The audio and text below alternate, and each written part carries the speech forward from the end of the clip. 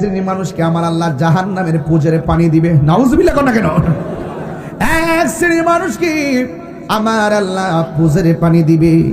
এই পানিগুলা জিহ্বার মধ্যে নেওয়ার পর সাথে সাথে জিহ্বাটা গলে পেটের ভিতরে ঢুকে যাবে, কণ্ঠনালীগুলো একদম ছিদ্র হয়ে গরম পানি বের হয়ে যাবে।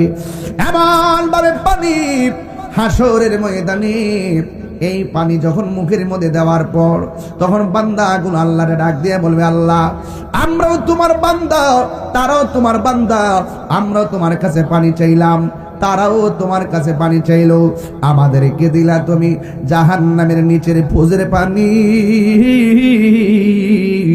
আর তাদেরকে তুমি দিলা হাউজে কাউসারের পানি। আপনারা জবান খুলে বলেন, হাউজে কাউসারের পানির মূল্য কম না বেশি? ওই হাউজে কাউসারের পানিটা কেমন? আল্লাহর হাবিবকে প্রশ্ন করে, ইয়া রাসূলুল্লাহ, ইয়া হাবিব আল্লাহ, নবী গো, ও মায়ার নবীজি, হাউজে কাউসারের পানিটা দেখতে কেমন? আমার নবী বলে, দুধের চাইতে সাদা। কই দেখতে কেমন?